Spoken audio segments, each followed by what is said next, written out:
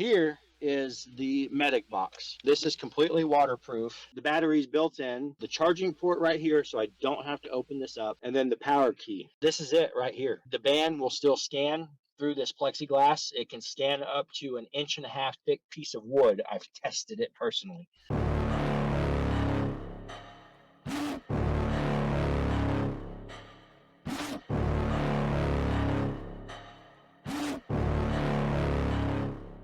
Welcome, brother. Well, thank you for having me on. Brandon kind of told me a little bit that you guys hooked up together, and I've seen some of your podcasts on Discord and running through.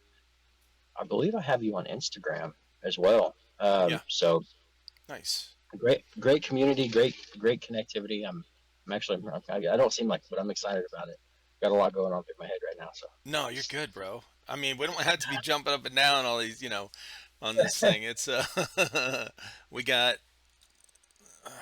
there we go. Yeah, it's cool. I'm sometimes I'm really energetic and in these, and sometimes I'm not. It just depends.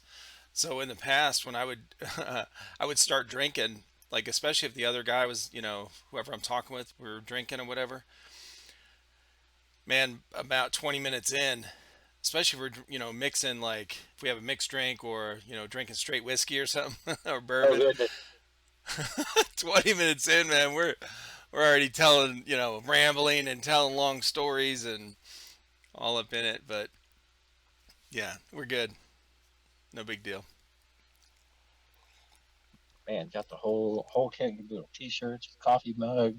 I like that glow sign you have back there too. Oh, That's thank pretty cool. dude. I Thanks for bringing that didn't. up. Yeah, so it's been a while since I mentioned this. This was a guy uh, that the flag above it. Uh-huh.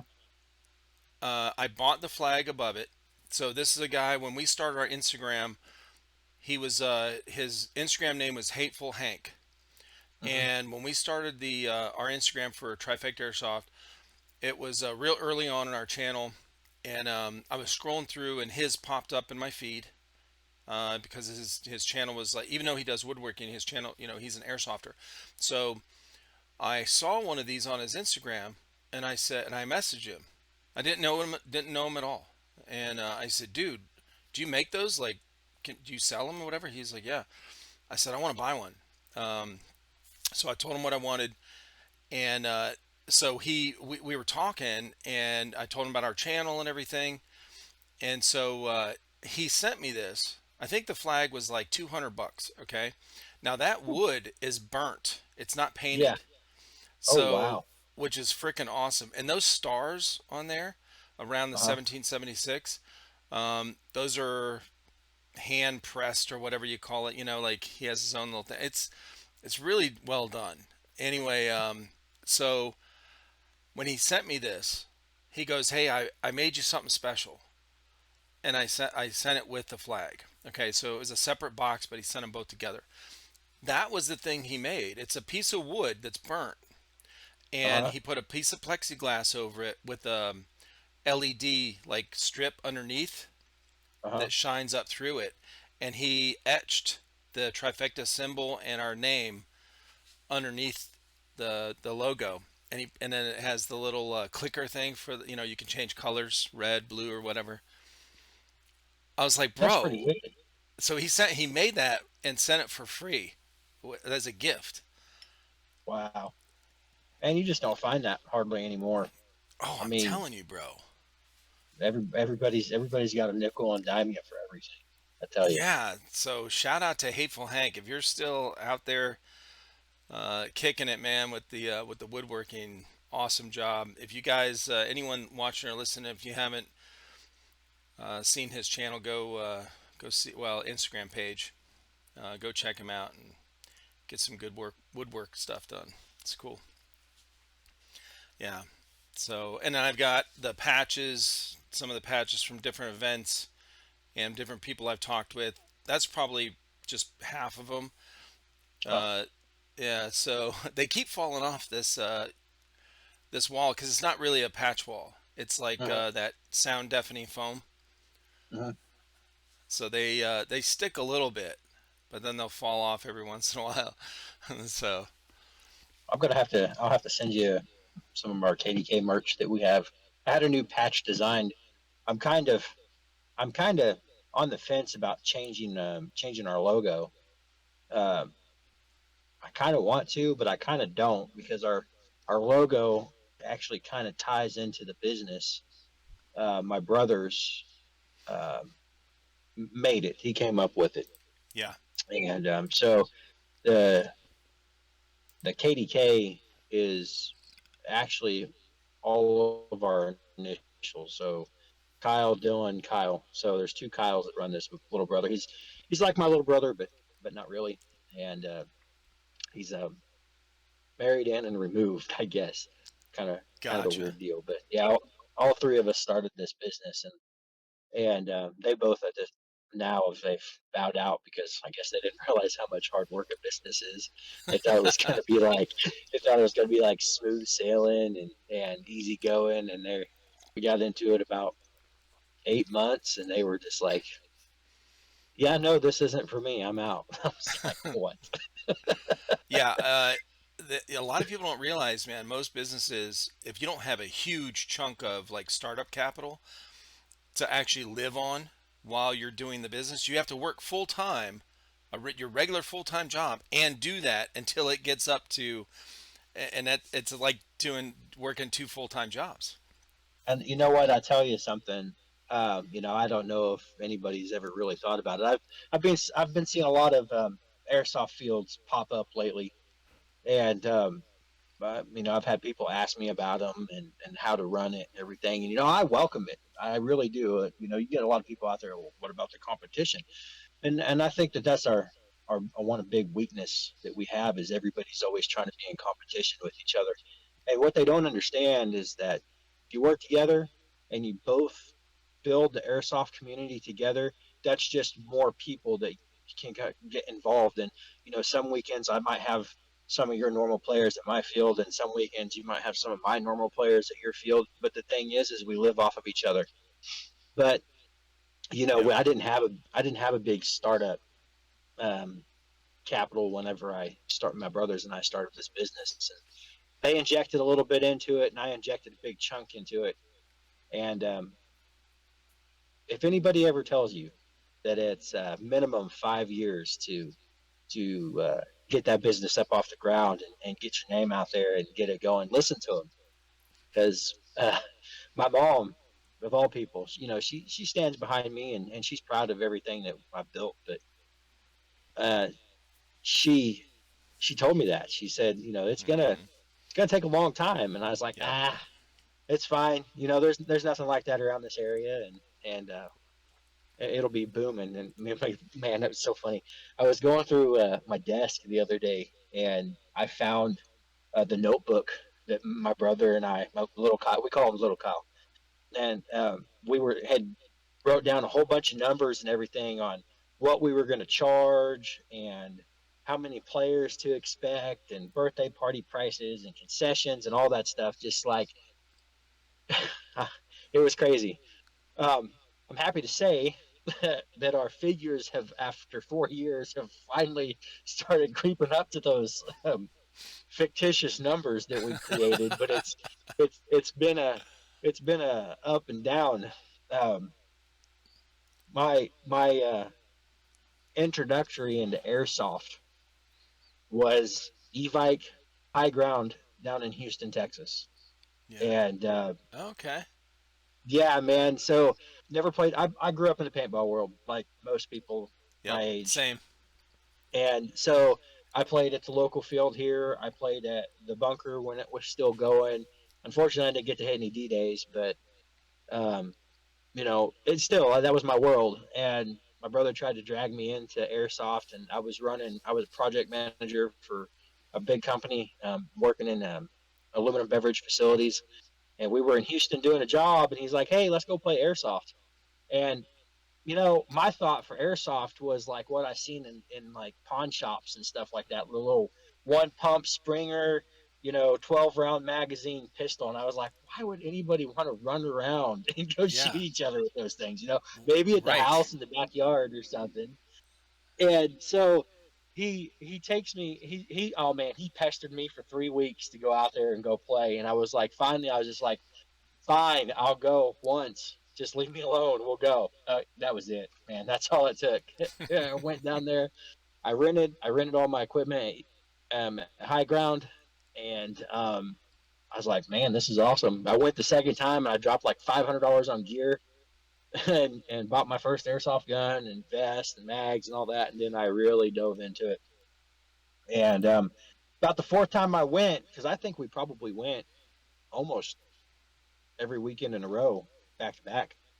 And I was like, man, I can do this in Joplin. There ain't nothing like this up. Kids don't have nothing like this up here to do. And so I started talking to them about it. It's like, hey, you guys want to start something like this up in town? And they said, sure, why not? We'll give it a go. And so KDK Airsoft was born in a pickup truck, and it's kind of funny. On our breaks, at our lunch, and everything else, and it was great. It really was. But my expectations, going back to the numbers, walking into people that have been into an e-bike store, they probably have $250,000 or more Oh of yeah. merchandise of Merc on the walls. You know what I mean? Oh, I'm sure. So that have you ever been inside of an e-bike store? No, no. I've seen the videos where the people do the Oh walkthroughs. yeah, I've seen yeah. their That walls. It's crazy. those walls are real. Yeah. That was my expectation when I walked in. When I walked into this and we got this building, I've never been happy. I'm always changing. I can't sit still. I'm always adding, always Yeah. building.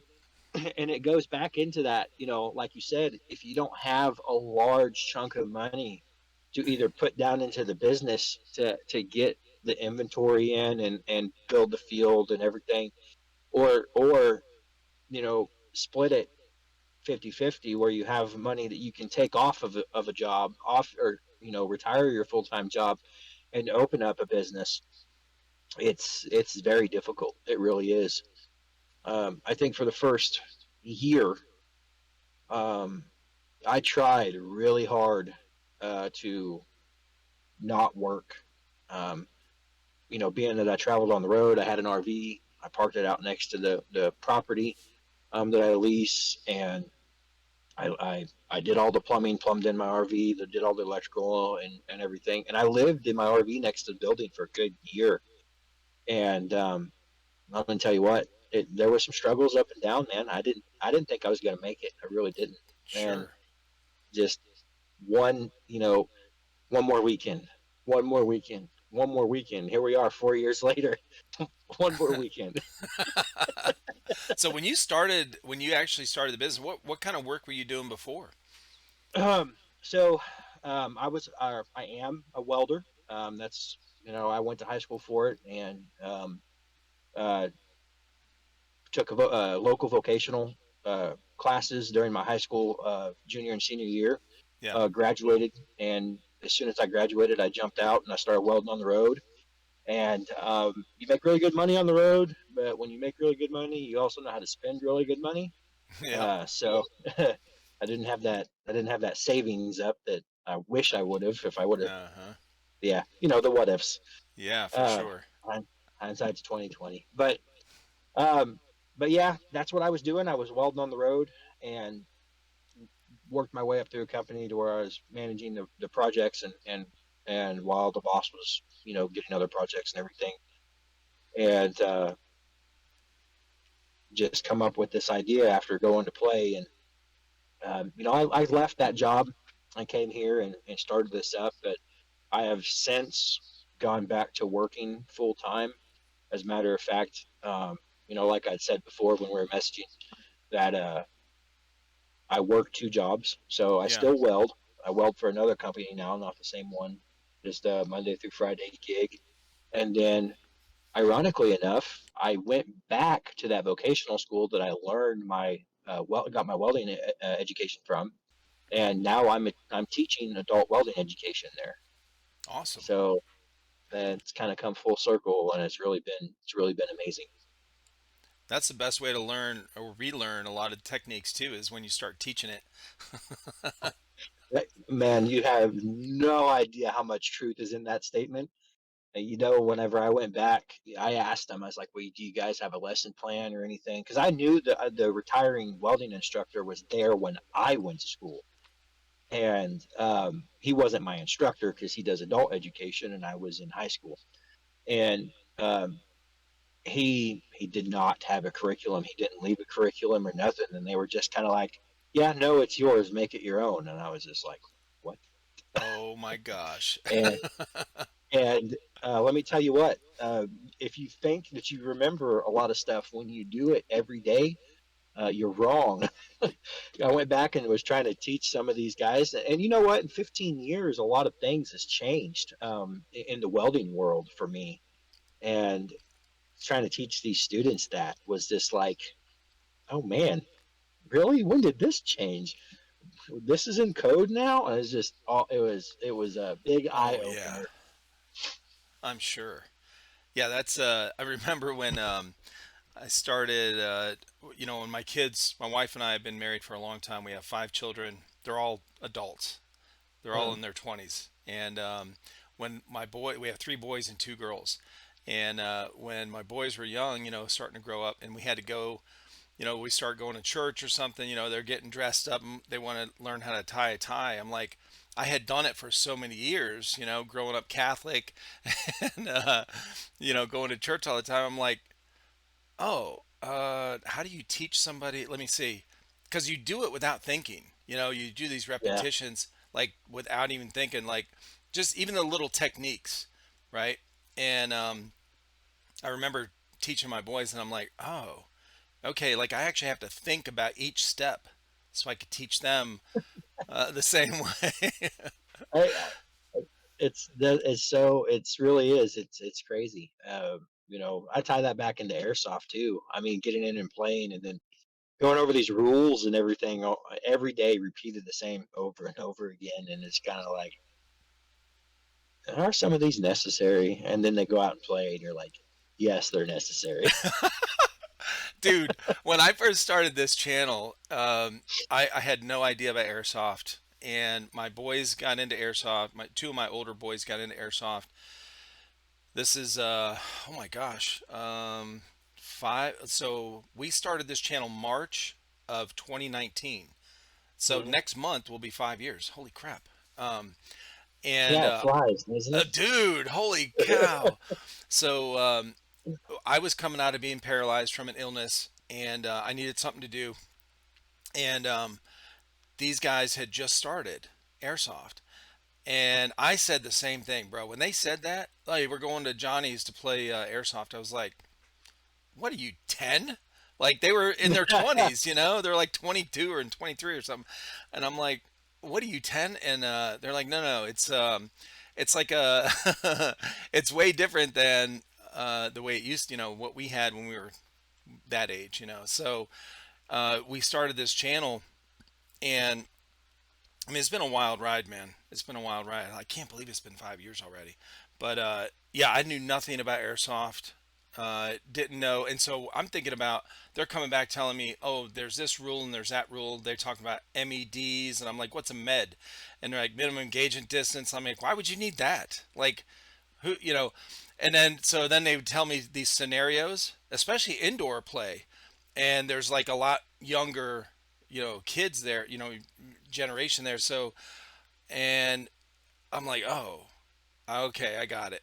And then I start looking at videos online. I'm like, oh, that's why they have these rules. Yeah, Yeah, it makes sense. you know, let's talk about meds for a second. I don't know how much airsoft you've played, but I get so much hate at my field for med, like indoors, outside. So I run 3 fields at my business. I have an indoor field, I have an outdoor field that we call the city, and then we have a woods field, a lot larger. It's not very large. It's three. I got 3 acres on the woods, 25,000 square feet on the outdoor field, and about 7 or 8,000 square feet on the indoor field. So indoor field is very much CQB, very fast paced, very in your face. And, we want the sport to be enticing for ages, 10 and up. We really do. And um, you get these young teenagers or young adults that come in, and, they're all hyped up on adrenaline and, let's just face it, they're in a lot better shape than we are. And they're running around like crazy. And so the adrenaline's going, they're not thinking about getting shot close. They get shot close and they're just like, oh yeah, and they shrug it off and they go, they respawn, they come back in. But when you got a 10, 11, or 12-year-old this is their first time going and they get point blanked, they're going to be like, yeah, no, I don't like airsoft, man, and then they're going to Yeah. be done, and so with meds, it gives them a little bit of a chance to not be shot at full velocity or energy from the BB coming right out of the end of the gun. But man, let me tell you what, I catch a lot of hate. I hear it. I hear the people whispering in the background, and they don't think that you hear them, but they're like, man, why we got med? Why can people just get shot? It's like, well, you may like it, but your neighbor next to you, man, I don't like getting shot close. Heck no, that's not on my to-do list for sure. No, nobody does, man. I remember when the one time I went with these guys to a indoor field, and I was just there to film, and while they were playing, and so I'm walking around with they gave the field actually gave me a riot shield, which is pretty Mhm. cool, you know. So I'm filming behind the riot shield stuff. I'm just using my phone, and somebody shot me in the back on accident. You know, they just turned a corner and saw a person standing. I was right in the middle of the field, like in the open spot. So I didn't care if I got shot. I knew I would. You know, I was just trying to get a good filming spot. So dude shot me right in the lower back. You know, it was pretty close, Well, but I was like, okay, that hurt. But right, the soft spots, the love handles, bro, man, the fingers. The worst one that I see everybody take shots is in the fingers, and I tell everybody, you want gloves, and they're like, no, and I'm like, you're gonna. yeah, for sure, man. Yeah, that's yeah, I'm sure you've learned a lot over the last few years of running the field with that kind of stuff with the med and everything. And one of the fields, well, now you guys have uh, meds for like what's the where you have no med? What is there a limit where you, like a FPS where you don't have to have a med? So so there's a big fight too. FPS. We run everything off of joules out here Yeah, at Jules. at the facility. So our field limit is 1.49 joules, but a lot of people come in, which is 400 FPS with point 0.20s, which is That's is a lot of that's hot. fields. That's fast. Um, it is. Now outside indoor, a lot of people are running like 1 joule, so it's not as bad. Most of our rentals run about 1 joule. We have HPA limits that are 1.39 joule, and those guys like to ride that line right there, right at the top. Um, but our med inside is mandatory just because it's CQB and it's close. And honestly, that's really what I've seen in the couple of indoor fields that I've been in is they all have meds. I don't think I've been in an indoor field that doesn't have a med. Outside though, our meds are not mandatory. So because there's a lot more space. I mean, it's going from 7,000 square feet or so to 25,000 square feet. So you can move around. And I always tell people if you think you're quick on the trigger, do it. Now, the only thing that we do ask is again those younger kids. Um, you give them the opportunity for surrender. I mean, don't just come in there and blast some 11-year-old in the back or something because you got the drop on him, and just give them the safety kill and then move on about your way. Yeah. Uh, but yeah, indoors is mandatory. It's mandatory. Face guards are mandatory inside too.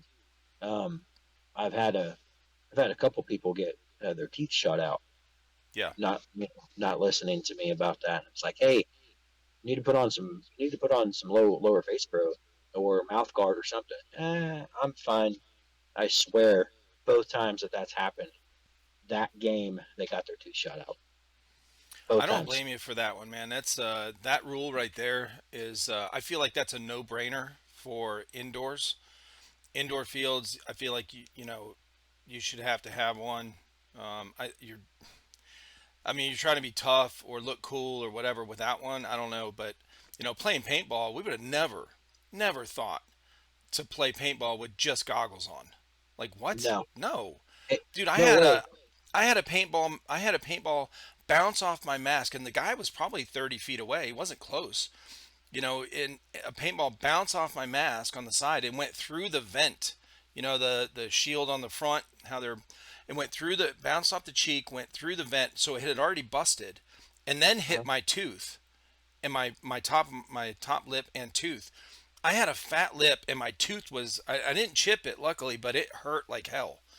Yeah. Uh, I mean, it was, and that's after hitting the mask and breaking, and I can't imagine getting shot in the face with. And then, of course, the BBs at 400 FPS. I've seen the ones where they pop them out of their cheeks. Well, But you know, I've dude, I've watched some of those videos on YouTube with those guys over in Europe and stuff, and this guy catches one like right here, and then he squeezes it, and this freaking baby pops out of your face. Like, ain't no way. I know, back in the paintball days, you're talking about catching one in the side of your mask. I remember catching them in the front, right here where the mouth guard was at, and it shattering through there and cutting my lip. I couldn't yeah, even imagine if it would have just hit me without lower face pro on. Ain't no way. Ain't no way, yeah, man. I couldn't do it. yeah. So that's good. You have the face guard rule with well, especially you have such a wide range of age range. You have a Yeah. lot of younger players that come out there, especially for little parties and stuff like that. And there's been I've on the podcast here I've had I think the youngest guy I've had on is 13, and so Mhm. I've gotten kind of their perspective as well. And so they all of the younger players have well, even the older players that started out young, at 10, 11, 12, like they went with their brother, they went with their dad to an indoor field. Like they went out there, got shot once, and they sat in spawn, just waited because they were too afraid to get shot again. So I mean, this is a Yeah. very common. It's a common story, So I understand, running the field where you're trying to help younger players get started, and like, dude, if they get shot too hard, man, they're not coming back. Now they're done. A lot of fields too. They don't offer like the semi only. No burst, no binary. Obviously, no full auto. Everybody's seen that video. This ain't full auto. This is Yeah, kind of deal. And I've built a couple guns that are like that. And I'll tell you what, HPA, you can do it without even thinking, especially if you mess with the dwell settings and everything on the FCU. I catch some hate about that too. Oh, how come you don't allow this or allow that? And you know, a lot of these players don't understand, or maybe they forgot, like when they started playing airsoft, what it was like stepping out onto the field and for the first time, and it really can be nerve wracking. Even seasoned players. Just to be honest with you, like I don't even play my indoor field anymore. I hmm my own personal indoor field. I don't even play it anymore because I got goggled um, by a guy shooting .28s inside, and he was shooting. Uh, Actually, that was before I lowered the HPA limit down from 1.49. But I got shot in the goggles right here, right on the bridge of my nose, and instant migraine, just like that, like flipped a switch. Ooh, And um, that happened about a year and a half ago. And I have played 2 indoor games since then. nice. Yeah, that I just so think about this. I'm an airsoft field owner. I would consider myself a seasoned player. I know my way around an airsoft gun and field and everything. And I took a hit to the face like that on an indoor field, and it shied me away from playing on my own field. Yeah, You know, so how would you feel? How do you think you would feel if you were this younger kid, 10 to 13 years old, and that happened? Well, they'd be done. They wouldn't. For I got to sure. come back to this thing every weekend. But Yep. they would be like, no, I don't. No, I don't really want to go do that. I played. That wasn't for me. And Well, I mean, this is a hobby. So, especially at that age, young age, they're paying, they have to pay money, or their parents do, to get there and play.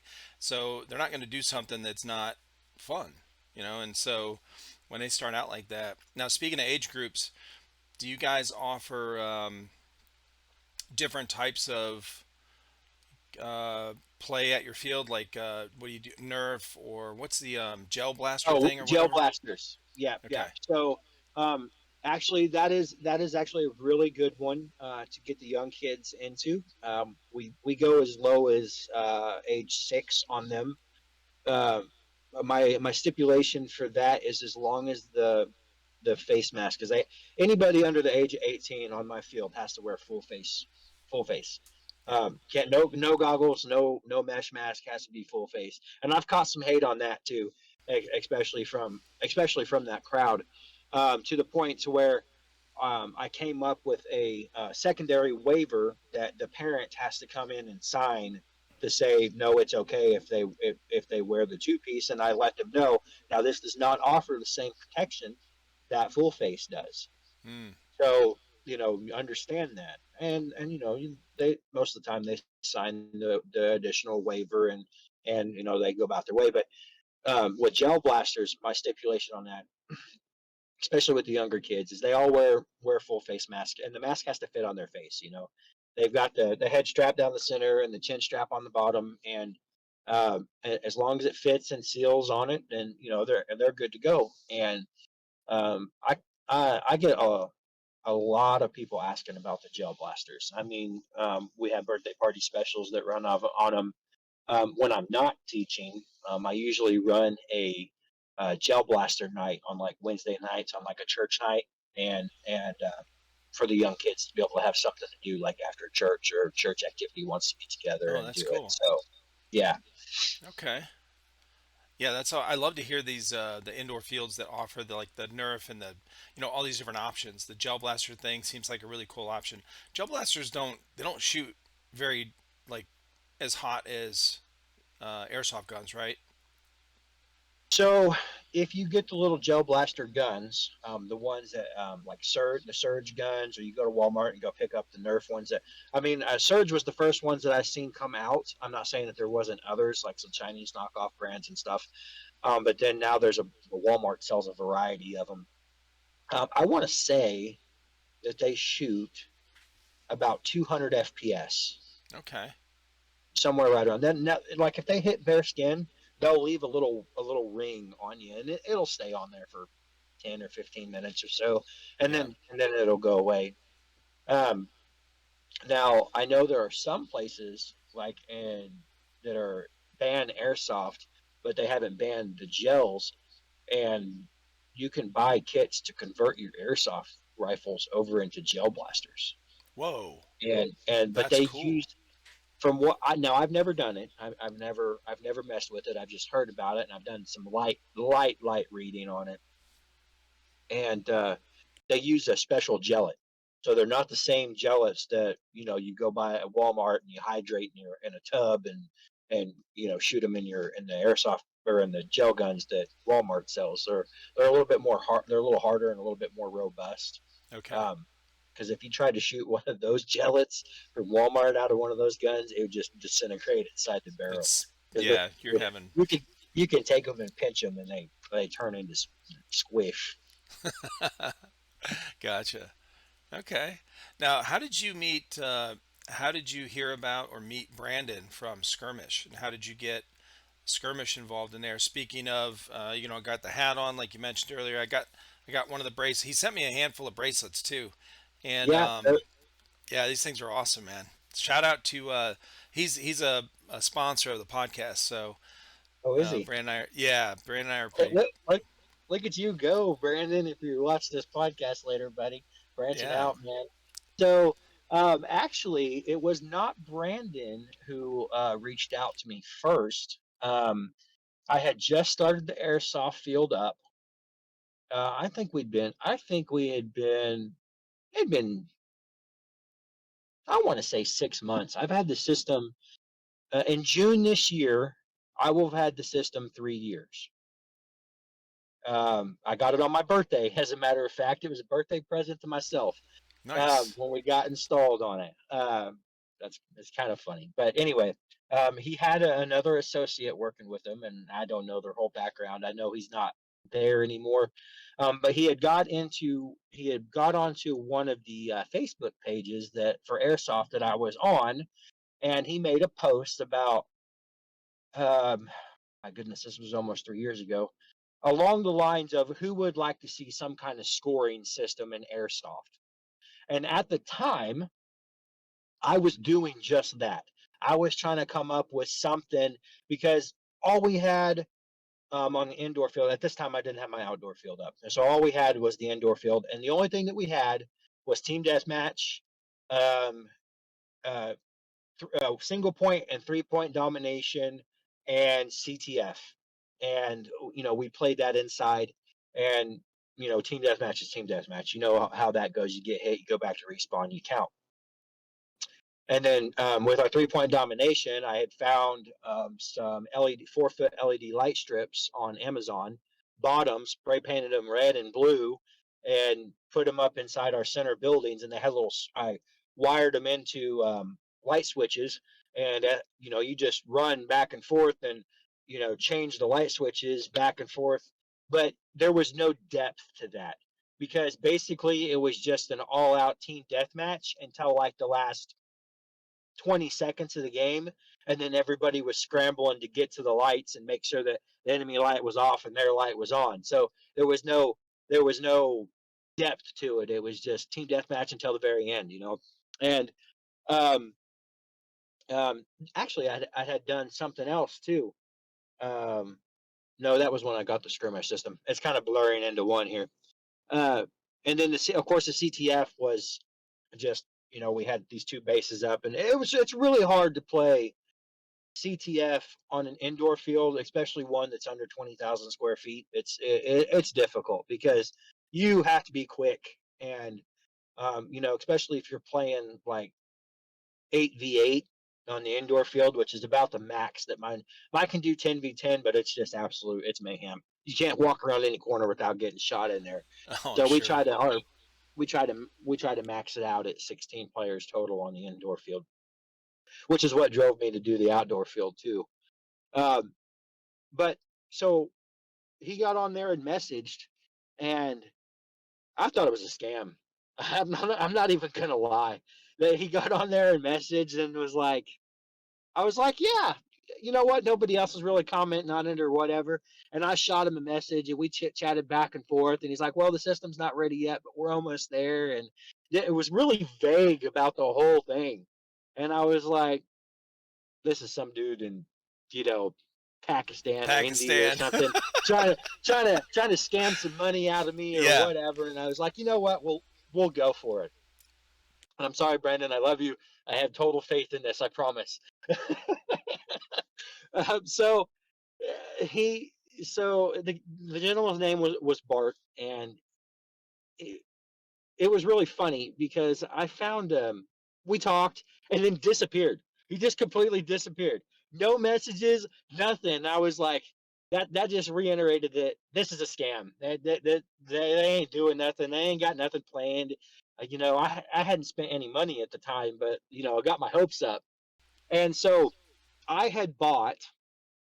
I don't know if you've ever seen these kind of things before, but like on assembly lines, how they have the light sensors. Anytime something passes the light sensor or breaks the light sensor, it goes to a counter. Yep. And so I bought two of those systems. Now the wiring on them was really short, so I went down to Lowe's and I bought some thermostat wire, two Nice. and I ran the wiring on my indoor field, set these light sensors up, and I made the respawns one way. So you could go in one way and then you have to go out the other. Excuse me. And so when you would go in one way, you would break that light curtain, and it would put a number. I had those bars, those counters, on top of a roof, that's over. I don't know. It's like a little office on my indoor field that was there from the previous owners, and I had a camera pointed down to it, and I had that ran over to a DVR, which was hooked up to a projector that projected a score on the wall. So anytime that they would break that light curtain and they would go through, it would, the counter would count, and the camera was looking down at it, and it projected up on the wall, so you could see, how many kills the other team had, or how many kills you had got, how many times the other team had responded or respawned. And so it worked, That's a good system, de- man. Okay. decently. Something I pulled out of my head, I just kind of threw it together. And actually, as a matter of fact, I was going through some stuff and I found those light bars. So they're the counter bars.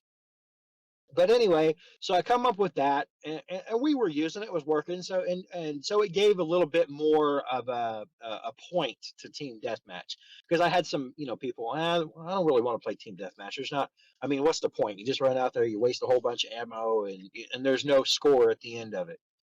And I got that, so that's how I came up with that counter system.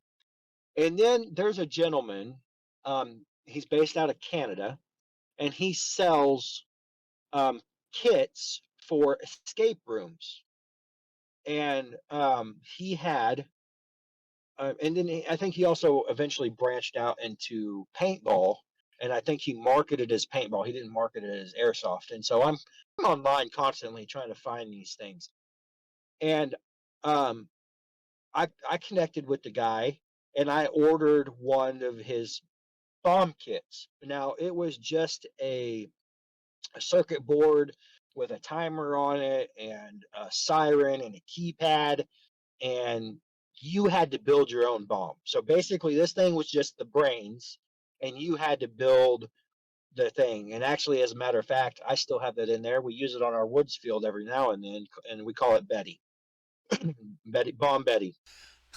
And so, Nice. um, me and my buddy bought a Pelican case, and we again just pulled it out of our heads and built this pump thing. Now it was not cheap. You could buy one from Evike, and it was like $800 or something for their prop bomb. Woo. And I considered it about that much. And being a new business, and not working, and trying to pay my car payment, pay my RV payment, and keep the business going. I was like, yeah, I can't afford no $800 bomb. and Right. so I found this one, and it cost me, by the time I bought all the supplies and materials and the Pelican case and the brains, I want to say it cost me about $300, all said and done. And so I designed this thing, put it in there. It's got a key on and off. Um, it has the ability to where you can cut the wire. If you select the right one and you cut it, it'll turn the bomb off. But if you choose the wrong one, it resets the timer and it starts counting down faster. And it was really good. And I had it 2 months, and Bart called me. He's like, "Hey, this is Bart." I think he messaged me, and then I gave him my number, and he's called me. And we got the system ready. We've been they did a lot of testing up in at Balahak, whatever you want to call it, up in Pennsylvania, and they were ready to. Did you do that? No, no, that's I think it's a default setting on Discord, especially when people are using their phones. I think it's Yeah, built into the Discord when you do some kind of gesture. It does that. that's great. That's Yeah. awesome. But okay, so they had done their preliminary testing at Balahak, and they called me up and they said, "Hey, we have this system. We really want to get it out there and get the name out there, and we want you to give it a shot. Do you want to do it?" And and I was like, sure. How much is it going to be, and blah blah. And we settled on a price, and so KDK Airsoft was the first field to these gestures are killing me. Yeah, right. was the was the first field to incorporate skirmish into airsoft. Now like I said, they tested up at Ballahack, and Brandon and Bart both flew in. I think Bart was from California. I don't remember where Brandon was living at the time, but anyway, so they both flew in, and um, we got the system all set up. They showed me how to work it and everything, and man, it's been awesome. And I'll say I was pretty proud for about the first year and a half. KDK Airsoft dominated the leaderboard.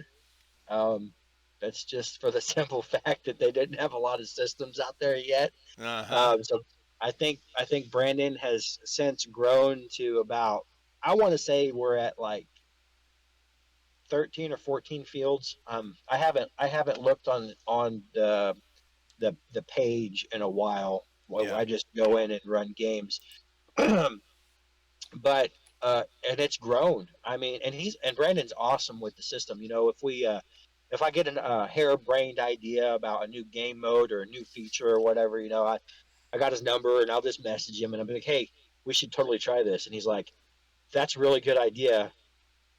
I was like, pull out your nerd brain, man, and get to coding. Just I don't know any of that. I'm not a coder. You know, Brandon's awesome. He's really smart and he can pull some tricks out, man. And he gets it done.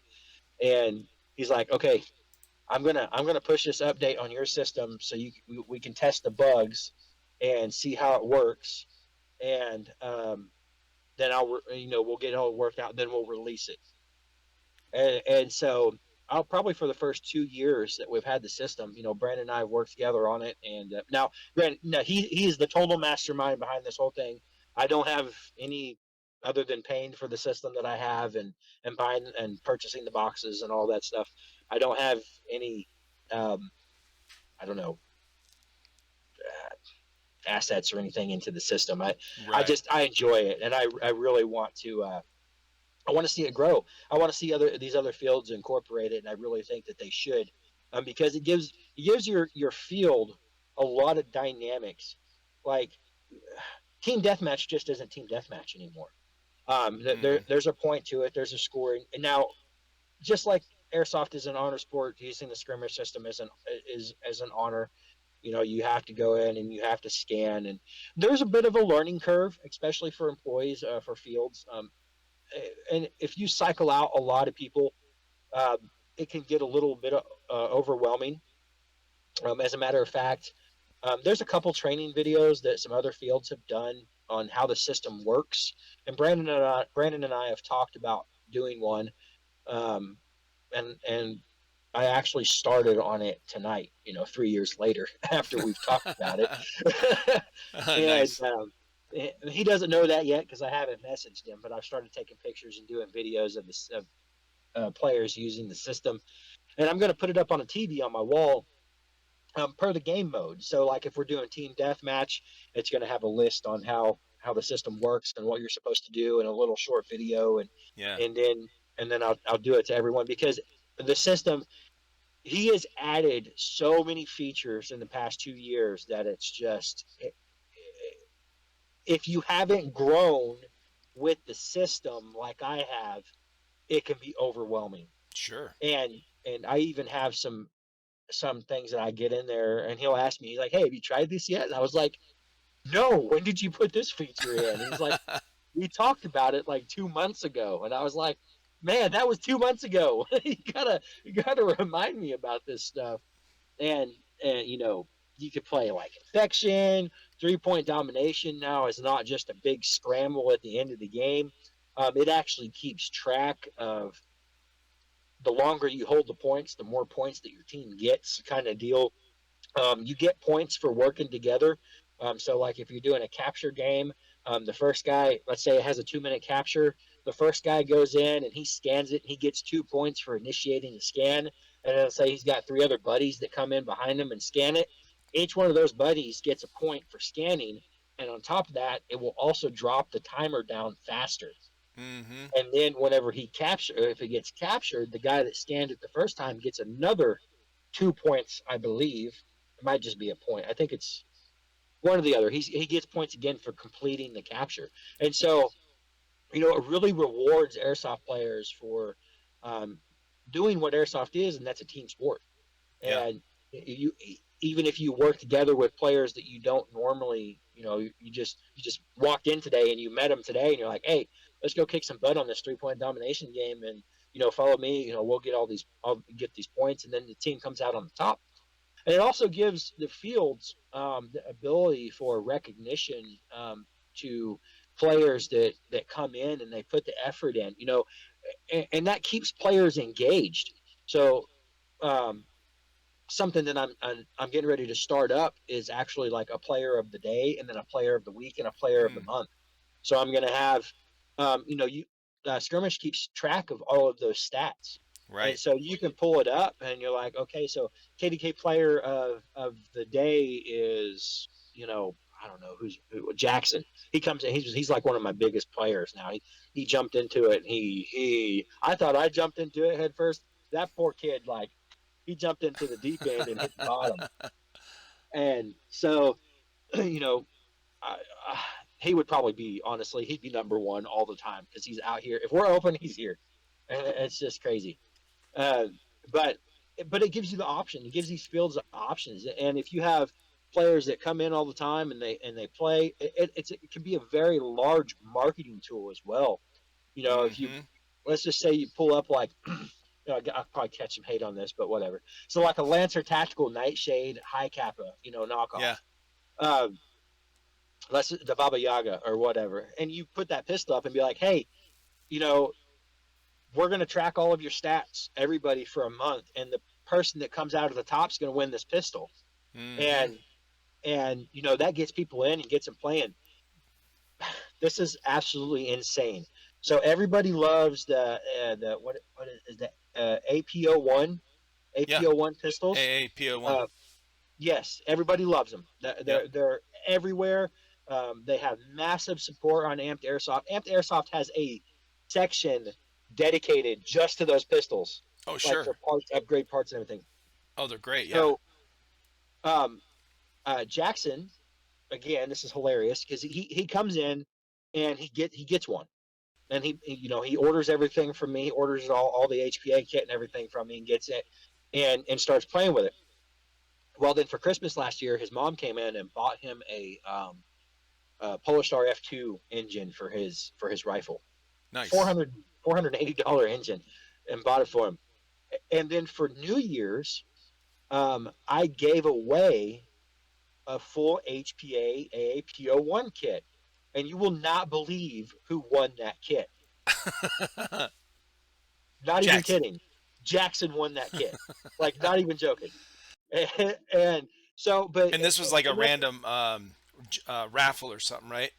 yeah, 100% random. So That's I so do those every crazy. now and then, and everybody just kind of looked at him and they were just like, really, really. And so he walked away with the new pistol, and I try to do those kind of things, um, but that's completely done by chance. And you know, players, I really feel like they want to be rewarded for their hard work. They come out here, they put in the effort, they spend the money, and they want to see something for it. And the skirmish system can do that. It can keep track of all those stats. And so I definitely got to get something implemented on that. Well, And that's when I found out about this system. That's exactly how I thought. The way you thought about it when you saw it and saw how it worked and what the possibilities were. That's what I saw. I saw the potential in it. I saw like a way for people to keep track of, to see progress mhm, after a game. Okay, like who won, who did this, who did the best, who did that. And I was like, the way I found out about skirmish was through a guest on the podcast, call sign Honey Badger, a couple years ago. He says, "Oh, I went to this field and that he had never been to before, and I forget which one it was, and he said they had this thing called skirmish, and I was like, skirmish? He's like, no, skirmish, and he showed me the bracelet he came back with, and he's like, yeah, it's like this, you tap it and it does that, and I said, dude, send me. I'm gonna look this up, Anyway, so I got in touch with Brandon, and I said, I'd love to have you on the podcast about, talk about this thing. He was showing me, so we did a podcast together, and he showed me all the things. He actually showed the setup screen on his end, like what Uh-huh. he looks at and how he can turn this on and turn this off and make this timer last a certain length or whatever for this box, and each box is programmable. And I was like, bro, this this is what we need at Milsims, because I had gone to Yes. Milsims. Yeah, I was like, all right, I had gone to Milsims with my sons, okay, and like Stonebreaker is Operation Stonebreaker is it's a very big Milsim. It's hosted by Third Coast Airsoft. They have like 700 people there at the one in March of 2022, and I'm going, yeah, well, who won? And at the end, they go, okay, green team won or tan team won. But yeah, well, there's 350 people on each team. Like, But how did each how? individual team do? Because I had when we went there, I had already talked with a handful of people on the podcast that went to that event, and so there were a bunch of teams like Tryhards out of Florida. They had like 20 people on their team that went to that event, and I'm going, well, how do they know? How do the Tryhards know how their team did at that event? Well, they don't. Not when they're, everything's done. It's like their numbers are all mixed in with all of Tan Team, and Uh-huh. so I'm going, man, this system is awesome for doing that. Like, let's figure out who did what, and who took over this point, and who got killed the most. Give the, I mean, just all kind of ways to use this thing, and I was blown away. So I was talking about it to everybody, and I remember Mhm. one guy said to me, I was like, wouldn't you want to use this at a mill sim? Wouldn't it be cool to see at the end, like, who did what? And one of the guys said, I don't know. I mean, we don't really care who wins. And I'm going, That's is that because this system has never been in airsoft before. So of course they're going to say they don't care because they've never had to care. There's never been. It's always just been, yeah, they say we won, so we won. But right? this puts it in black and white, well, color because on TV, but black Exactly. and white right there. Like, no, this guy.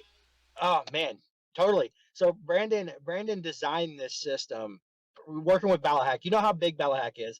Oh yeah. It's a very large field. And he went from that to having me install it here on an 8,000 or 7,000 square foot indoor field. And I figured out how to take that system that he was trying to use for mill sims. I broke it and I used it for things that he didn't even plan for, like how to do all this stuff. And he was like, that's how we kind of got into working together back and forth and whatever. But I've said the exact same thing, like American Milsim. So I went up to I've been to Northern Front at Action Sports Wisconsin, and also went to Arsenal at Hmm. the Muscatech Training Center this just this last year, and last June, as a matter of fact. And they use ATAC there, which is does the global positioning and all of that stuff. But you have to have a phone on you with GPS, and not everybody's. I had to go buy a whole new phone to use the GoTac up there at Muscatech because my phone didn't work there, and I couldn't use their system. Now, granted, the controller of Skirmesh has to have a wireless connection. But I've spoke with Brandon about that and about making it mobile, and the amount of data that it transfers is minimal. So if you have the proper adapters and you have the proper Wi-Fi Go pack, you can use a Wi-Fi hotspot with it and use it anywhere because it's all a self-contained system other than that. Mm-hmm. And if your phone has signal, anybody can get on um, the system and they log in and then they select the map that they're playing on. Because, like right now, anybody right now that's playing with the Skirmesh system that has a game going on, I can get on skirmesh.net and I can look and I can watch their games play. Yep. And the same time, anybody can look and watch any of the games that I'm playing. And so you get on there and you select that, and dude, I'm sorry, I didn't mean to steal it from you, but like I get so Oh excited no, no, no, no. You go, keep going. about This is this this is because great. because the skirmish system, you can get on there, you can look at it, and you don't need very much data to look and see, and you can plan. You can see, oh, hey, we have this side over here. We got now. The only downside is that um, GoTac, because it uses GPS, is down to the individual player. Mm-hmm. Skirmish doesn't have that capability Right, because to see them in real time where they're at. right, it's all in the Mm-hmm. boxes. But that all falls back if you're doing milsim events. That all falls back on command and the command structure and Well, the following the thing about command that structure. ATAC thing, and people have told me about this, is when I brought this up to somebody, they said, oh, well, there's this whatever, that kind of system, whatever. And I'm like, yeah, that sounds awesome. But who the hell wants to pull their phone out in the middle of a firefight in Airsoft? Like, I don't care what kind of case you got, you're Mm-mm. breaking that. Okay, that thing's I, getting broke. I've told that to people. I've like, hey, you got your phone in your pocket? You're like, yeah, it's in my back pocket. And I was like, doesn't matter. I would strongly advise you, if you don't want to leave it on the table, we have lockable lockers in here. Go rent one. It's $2. Go Yep. put your phone in there. We'll give you the code. You lock it up. Nobody can steal it. You know, my Apple Watch, as a matter of fact, the one that my wife is wearing because she's stubborn and won't let me go get it fixed. She's extremely frugal. Um, I was wearing it on my outdoor field, and I stayed in the back because I don't like getting hit. I'll just be honest. I don't like getting shot. So I was staying in the back, taking pot shots and guarding one lane, and at the end of the game, I came back in and my watch face was broke. Oh my gosh. And I never had anybody get close to me, or I did get hit, and I did get hit around there, but it wasn't by anything crazy. Like it didn't hurt, probably because it hit my watch, Yep. and and it was just like that. It was done. And but sorry, sidetrack. The GoTax system. When I went to Arsenal, I purchased. They had the GoTac was there. Um, and they were selling the Ulay phone. I don't have it with me now, but I won't lie. This thing has a monstrous battery. I want to say it's got like an 8,000 milliamp battery. Like I've Whoa. literally, yeah, I'm not even kidding. I've literally left this thing sitting on my desk for a week, getting Facebook updates, notifications, messages, whatever comes through on it because it's just a spare phone for me. And it has service. It doesn't just run off of Wi-Fi or anything like that. So the service is running on it. Cell service is running on it. I've come and checked it back after a week of just sitting there not plugged in, and the lowest I've ever seen that battery was 45%. Holy cow. That's And now, insane. amazing. Now, is it slow? It's slow. It's slower than molasses. I mean, it does not have the computing power of an iPhone. But if you want a rugged phone that so for GoTac to sell them with their software already installed and everything on it, perfect phone, especially for that Milsim event. Even with that Milsim event, me just pulling my phone out, we had a chest. I don't know what it was. It was like a little pocket map flip down thing. But a Mm, buddy of yep. mine, we each had one, and we modified it to fit our phones in it. So you could just Nice. flip it down and look at your phone, and then close it back up, and it would latch back up. Hmm. And we were using that. But man, when you're in the middle of a firefight, you're not gonna pull out your phone and look at it or try and figure out what's going on or whatever.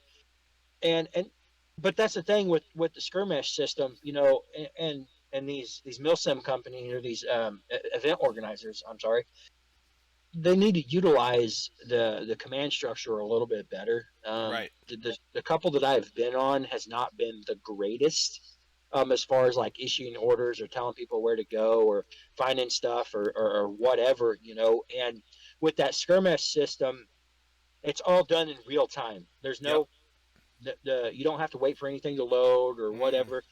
And if you set one of those boxes up, um, and you can set it to do, you can set it as a capture point, you can set it as a respawn point, you can set it as a capture respawn point or a medic point. You can set it as a bomb. You can set it as you can have it to where it changes people's teams if they scan it.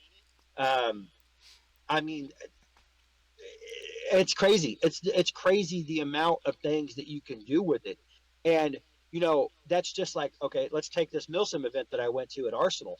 You know, they go off the flags, you know, cost and UFS on, just like I did with the lights in here. You know, how long is the flag? Is the flag up? You know, you have to have a ref watching it. How do they keep track of that? How do they know? Well, Mm-hmm.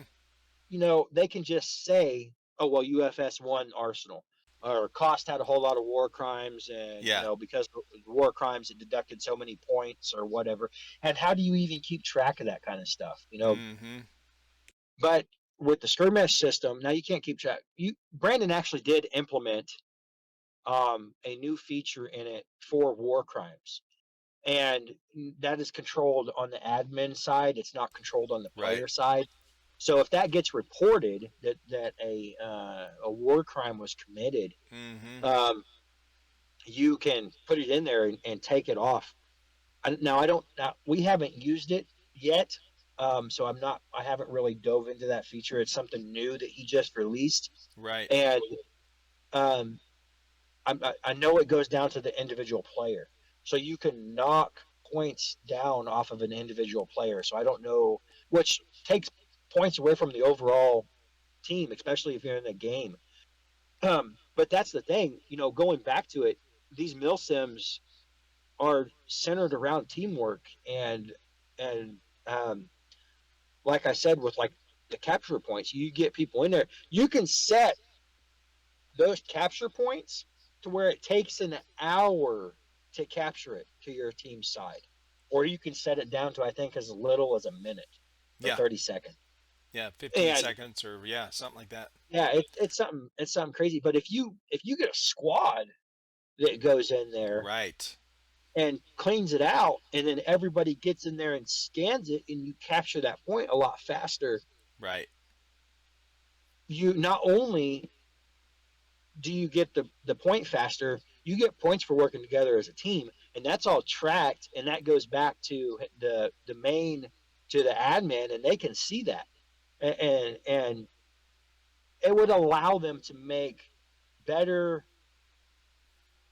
command decisions on where to send people, because you can also change the point values of each capture point. Right. You know, I do that out here on my woods field. So like when we set it up, the capture points that are closest to the respawns, like red respawn or blue respawn, they're not worth as many points when you capture them as like say the center is, that's constantly heavily contested, and there's people always fighting, like in the fort out there, people are always fighting over it. You know, if you get embedded into the fort, if you get a team embedded into a fort, unless you have some EG67s, which unfortunately thanks ATF for banning those, um, can't can't get them out. It's hard. It's hard to get them out unless you can work together as a team and push them out. And that goes for both ways. I mean, if blue team gets down the hill and up the hill and gets inside that, it's a pretty good struggle for red team to push them out, and vice versa. Um, but because of that, that center point is worth more points. It's worth. I think I do 4x on that, and so Okay. it's crazy. The potential. I just really wish, like, if anybody from Milsim West, American Milsim, which are the two biggest ones that I've known. I'm sorry that I'm kind of trapped in my little world running my field, so I haven't got to venture out very much. But anybody else that watches this podcast, um, look into the skirmish system. Honestly, like, Yep. um, Brandon even has a lease system So if you don't want to purchase it, but you want to lease it for a game, or for an event, just get a hold of him on Instagram or on Facebook and talk to him about it. And he can do it, and he can come in. It literally will take you 20 minutes for him to show you how to use the system, Mm-hmm. and that's it. And buying the bands, and that's the other thing. The bands aren't wasted. Um, if you purchase a band, the skirmish band, like the blue one that you held up earlier, it can be used at any field that runs skirmish. Yep. And what's awesome as a feature that I asked them to add was the home field feature. So if I were to go, of course, my home field set to KDK Airsoft. I mean, I would hope so. so if I were to go up to Motor City or go to Nashville Airsoft or Action Sports, or what is that? Extreme Extreme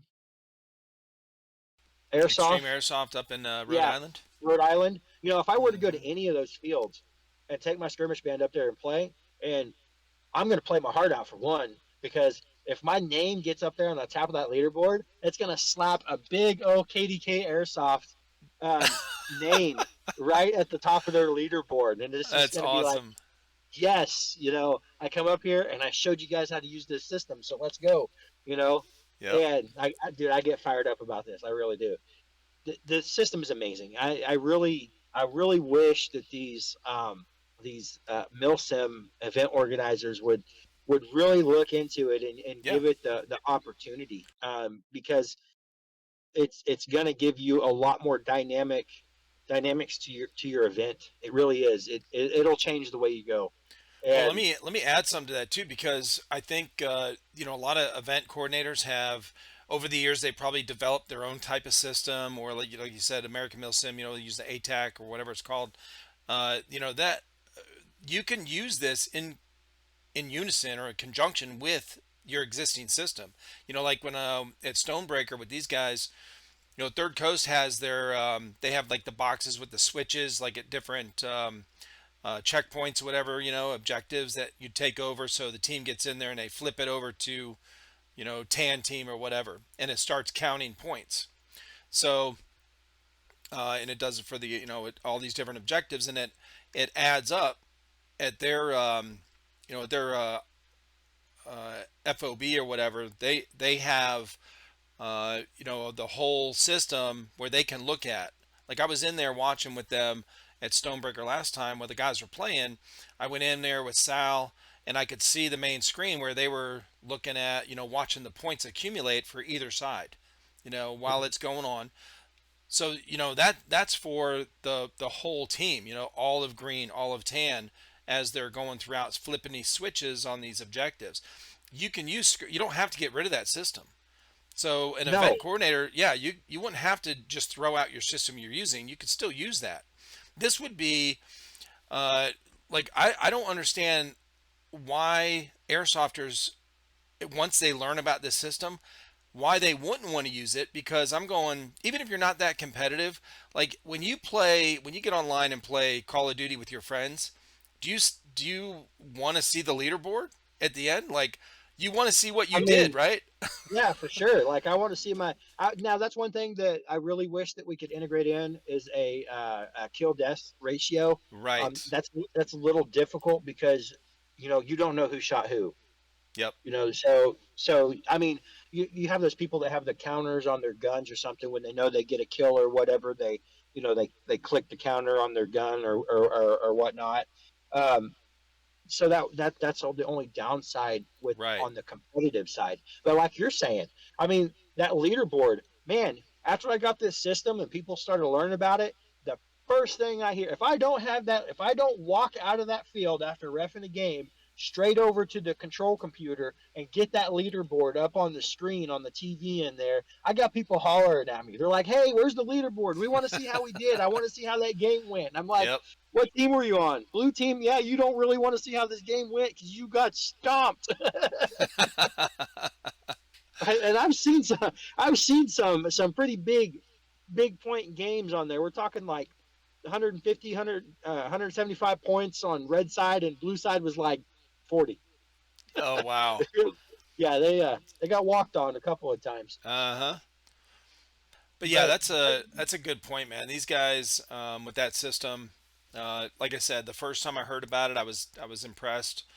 I've even talked about like this is a great way for uh, teams that like tryhards or like some of these other teams that go that some of these teams are pretty organized. That go to these bigger mill sims.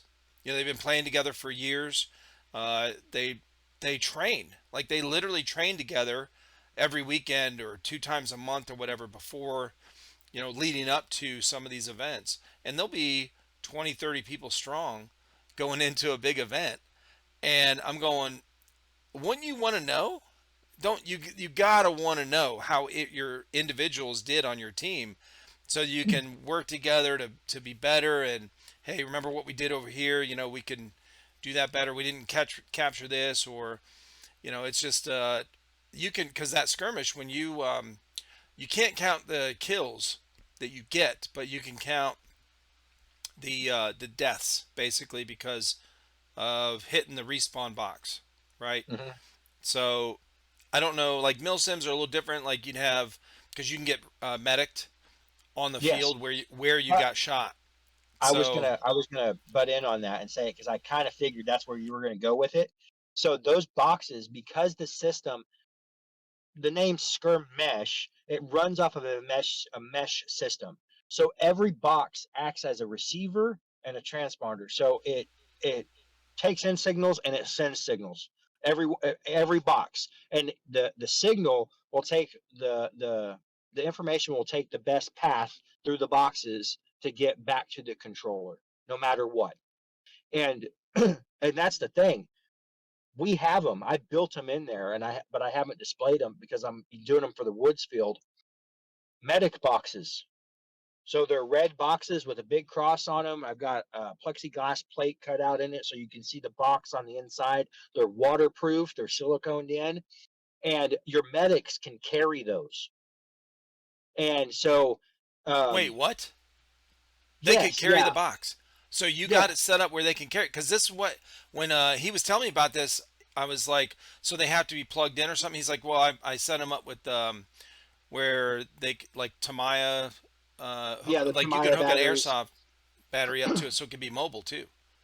Yeah, yeah, yeah. But that's how we run our outdoor. So our indoor field, obviously, we have power. So all of my indoor boxes are hooked up to AC power. So I don't. When we first got the system, we used to run them off 9.6 volts when we got out there, and it we have one, two. Well, at the time, I had 12 boxes on the indoor field. In different buildings and stuff to do different game modes. Like we did a King of the Hill game mode where I went and bought the color changing LED light bulbs, and and the way that our power system runs inside, where the lights are, they're actually 120 volt plugs, like just like a plug-in. Oh, nice. So I bought the light bulb to plug-in conversion deal where you can just screw a light bulb into it, and I put those over, and it worked out perfect. I don't even I we didn't even plan this, but the zones worked out perfect. So we had 11 boxes. I apologize. We had one for each spawn, and then we had 9 zones. And over those zones, I could change those LED lights to a different color. So like if we played King of the Hill, I could shut the light off and turn another one on the field on a different place green. And that box, I would have to run 2 systems. I'd have to run my phone with the light system, and then I had a tablet that ran the skirmish system. And I would be able to turn the box off so it stopped collecting points, and then turn another box on and turn the light on above it. And so then the players would switch and go to another box to start King of the Hill.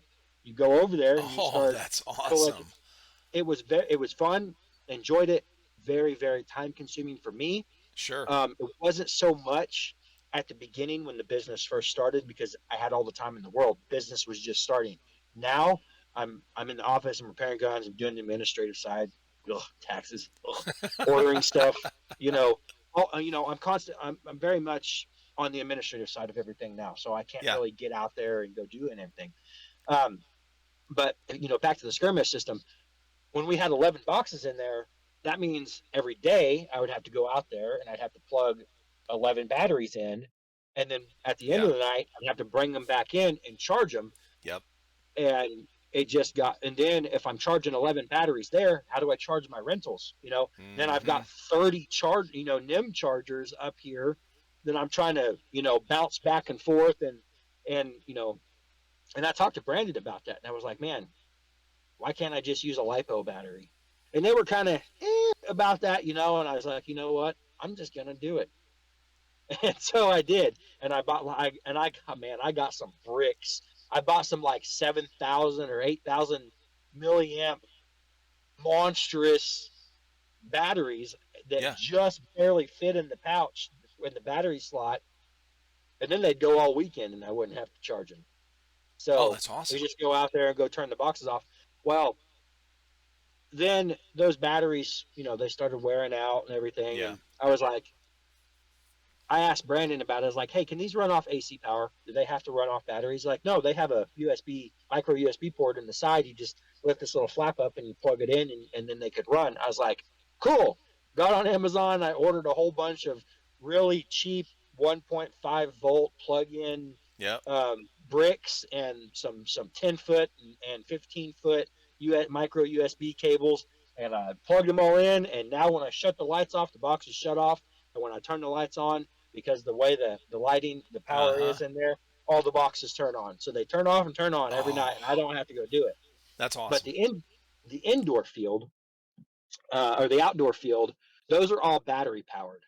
And I got away from the lipos. I went back to the NIM batteries, but I bought some 9.6 NIMs that are like 3,000 milliamp, Mm-hmm. and they last a really long time. And if I drain them all the way, unlike a lipo, if I drain it all the way, I don't have to worry about killing the battery. I just go plug it in and it charges. Right. And I've taken some of these boxes that Brandon has sent me, and now I don't know if I should say this or not.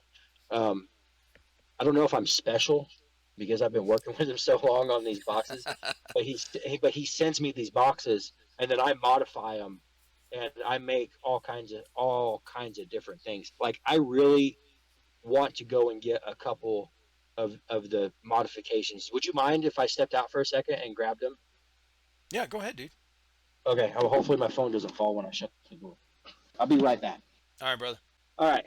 So um, here is the medic box. Now I designed this and come up with the idea. This is completely waterproof, and my ref brought me Betty, so I can show you guys this Nice. too. You need anything else? Nope, that would be all. Thank you. All right, so I designed this, so it runs off of the batteries built in. This has the charging port right here, so I don't have to open this up, and then the power key. And so I can turn this on. I'm pretty sure the battery should still be hooked up. Yeah, but I think it's dead. Unfortunate. Anyway, so it might have got bumped and turned on, and then nobody shut the key off. But anyway, so this is just his normal box. I haven't done anything to this box. I did do some wiring changes. There's a switch that goes on the top of these that you turn them on and off, and I took that switch out and redid the wiring so it can come down into this key, and then it also has the charge port down here so that I can just stick the battery in, and or maybe that's the problem. Somebody stuck a 9.6. This runs off of Dean's. I'm a hardcore believer in Dean's connections, Yeah, and Dean's is great. I do not care for the Tamaya connections. I've learned that. Same. So anyway, so to going back to the medics being able to carry this, um, this is it right here. I mean, the band will still scan through this plexiglass. It can scan up to an inch and a half thick piece of wood. I've tested it personally. So, Whoa, that's awesome. um, so you build 4 or 5 of these, or 6, or however many medics you want, Right. and then you can paint them. This is just spray painted. not the greatest spray paint job, but that's just it. Your medic can carry these around, and you can get medic, and you can still do the armband thing. I mean, with the ace bandages or whatever, and you don't you don't have to get rid of that. This just adds that dynamic Right. into the game of the respawns, which goes back into the points and stuff. Dude, that's amazing because the that was one of the things I was trying to figure out with these mill sims and stuff was okay, well, yeah, you can do the respawn points, but what about these guys get medicked on the fly, wherever they don't, that way they don't have to, because you could have it set up like at a medic station, right? You could set one of these boxes in like a medic station. Okay, you got to drag this person over here to come medic. You could figure it out, but some of these areas in some of these milsim fields are uh, you'd have to drag somebody quite a long way to Hmm. set one of these boxes. Like if you had to put it in a building or fixture or something like that. So that is an awesome idea, man. Having it mobile like that. Because when Brandon Yeah, and I talked, I said there's got to be a way to like mobilize that thing. Maybe you could, where somebody could carry it around on them. And you did it. That's awesome. yeah, and that's the thing. I get a whole, and that's why I say when I told you when I first got this system that I broke it. I they didn't even plan for it to do some of the things that I make it do, and it's just really opened up. Like I bring these ideas to Brandon, and he's like, "Oh, okay," and and we work together really well on that. The other thing, did you ever play Halo when it came out? Oh, Halo was my, yeah, that was my favorite game. You're going to recognize this then. Oh, dude, the skulls are This awesome. Yes. this is the only one made by Skirmesh. I purchased this is an anatomically correct skull, um, and it's got the Skirmesh guts inside of it. Now, I was going to plug it in and show it to you, but somebody did leave this one plugged in, so the battery's completely dead. But this works as a collection point, so you Oh can my run God. around and I had to tape the head up because I didn't want the guts fall. We've had to repair it once because on trial runs somehow the board shorted out on something in there, so we've made it a little bit better. But you put your band right here on the top, and the lights on the eyes actually, I don't know if you can see them in there, but there's LED Oh lights yeah. in the eyes, Yep. and they light up. And so whenever you first turn it on, it's they're purple, and then it'll go to red, and then as you scan, they light up green or they light up yellow, and then whenever you get a point, they flash green to let you know you got a point. But you can see it, and but we're the only ones that have that one. I'm pretty proud Oh, of that. dude, the Halo skulls are classic, bro. Those are But classic. we play oddball with this, That's so perfect. Yeah. it's a collection point game, and Mm-hmm. that's another game mode that Skirmish can do. So you can do um, a capture point, which it gives you points every 2 minutes or 1 minute or whatever you have the point accumulation time set to.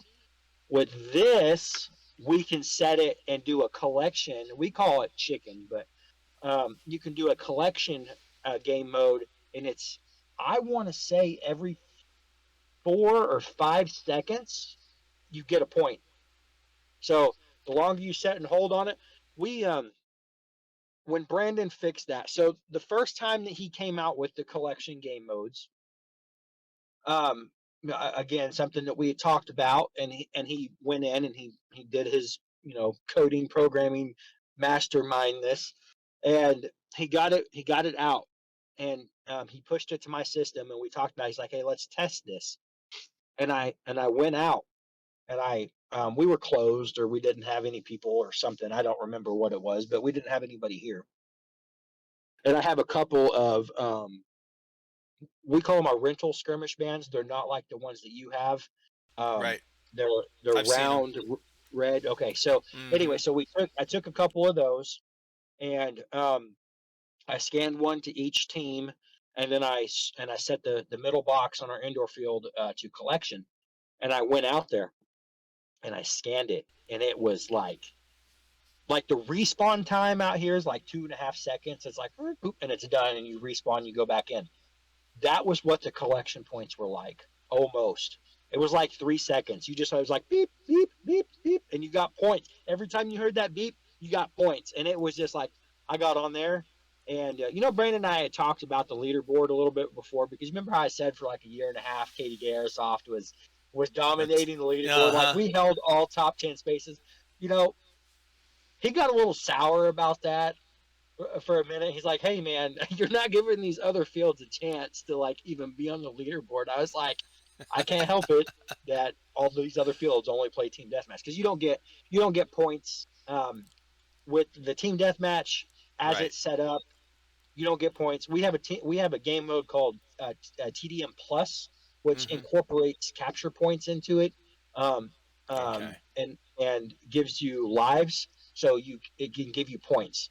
But if you just play regular TDM, it'll track the deaths on each team, and then at the end you can be like, oh yeah, this team had this many deaths, this team had this many deaths, this team won, and you can get points. They're called survival points. So if you don't Yeah. die a whole bunch, if you have like the lowest deaths on your team or whatever, it'll give you like a point or two. But I it's was going to really say that's how you fix the TDM point thing is for TDM with using the skirmish system is each team starts with 500 points, let's say, and mhm, whoever gets to zero loses.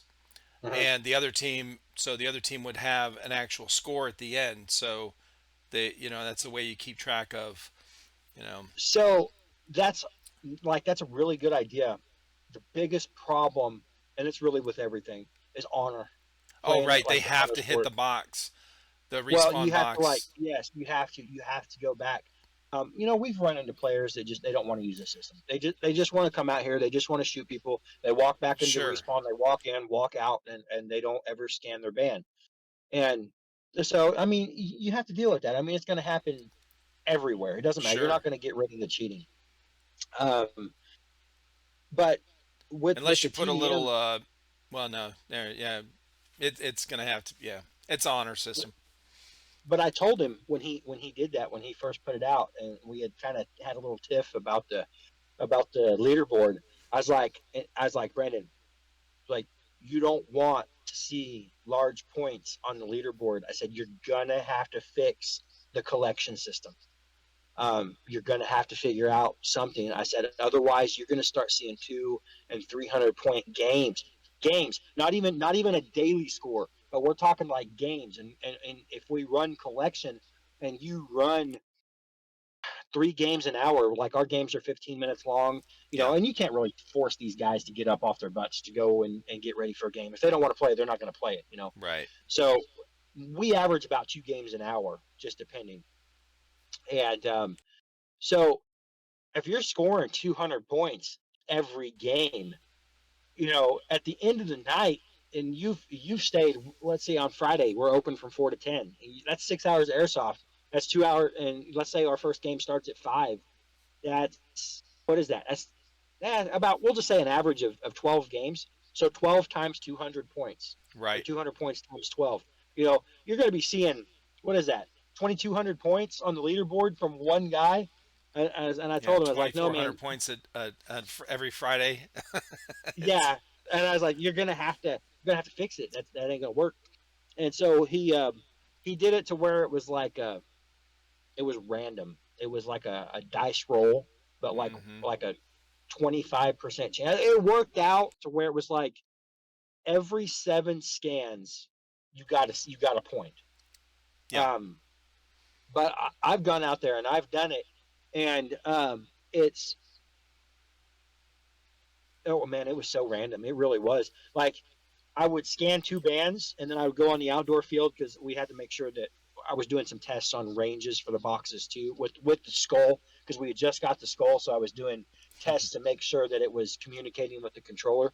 yeah, And so I was scanning these bands, and I was sitting there holding on there, and like the red band, it would scan 7 times and get 1 point, and then I'd switch out and I'd do the blue band, and the first three scans that it got would be all points. And I was like, well, that's not really fair. That's extremely up to chance Yeah. then. So I mean, you could hold the oddball for 5 minutes and only walk away with, I don't know, you know, 30 points, and the next guy holds it for another 5 minutes and walks away with 50, just Yeah. because of the way the randomness worked. But he got it changed, to where you can change the amount, the seconds, and I think the fastest you can do it is 5 seconds. So every 5 seconds you scan it, it gives you a point, and Mm. so that really worked. That really changed the dynamic on collection. But the first time that he fixed that, when he implemented that change and we started Yeah. playing collection again, dude, I went out there. I was like, I'm playing this game. I'm going to do it. And I scored 139 points in that game. And I was just like, because again, airsoft is a team sport. And I hooked up with two of my regulars that come out. They were on my team, and we got inside. We got inside one of the buildings that has, a doorway on one side, and a door. It's the building is 8 by 12.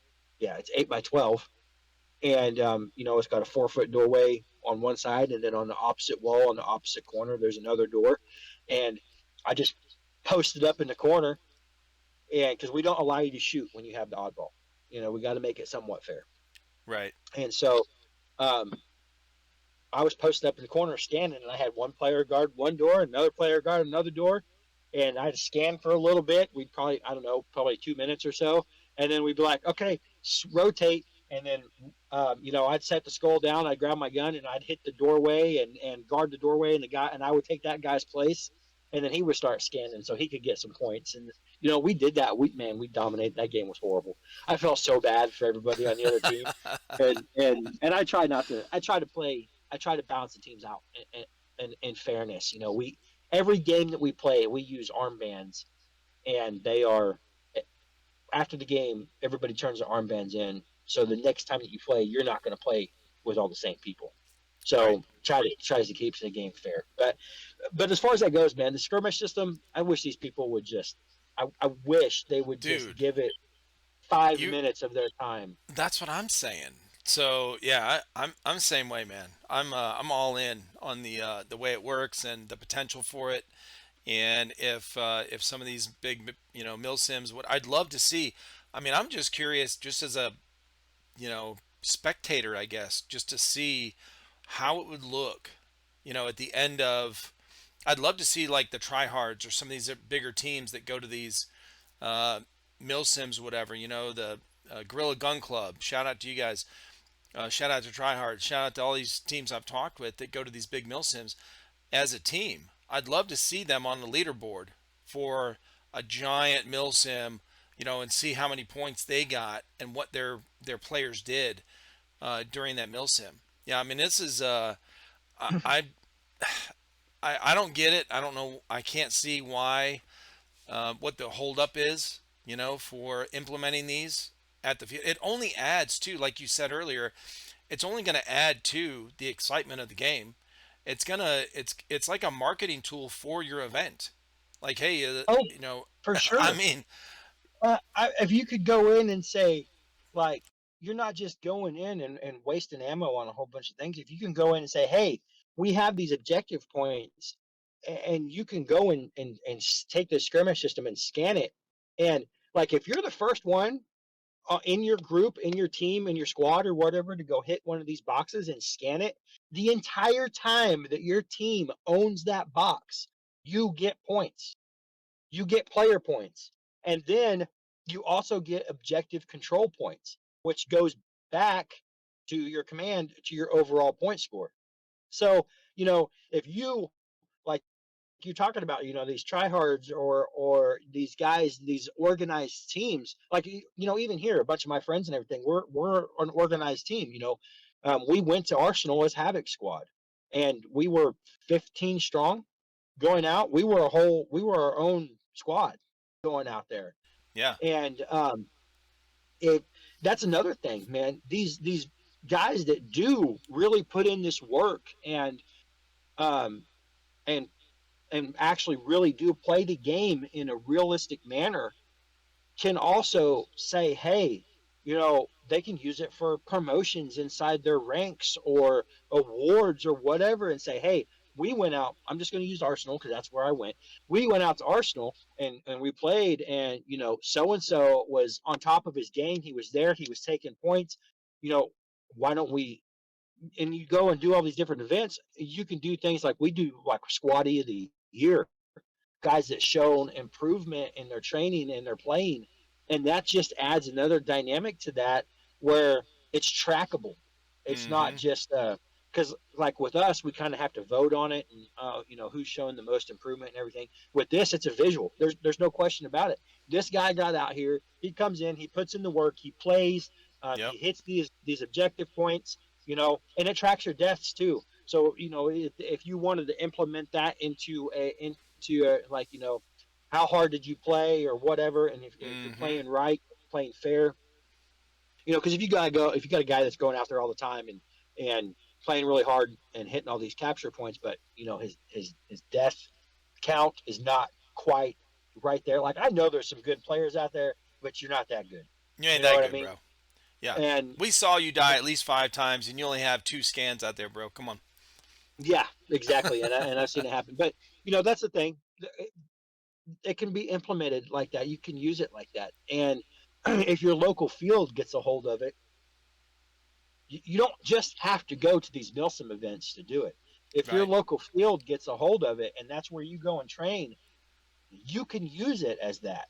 You Yeah. know, for an example, um, we do private parties and stuff, or private. You can do a private field time.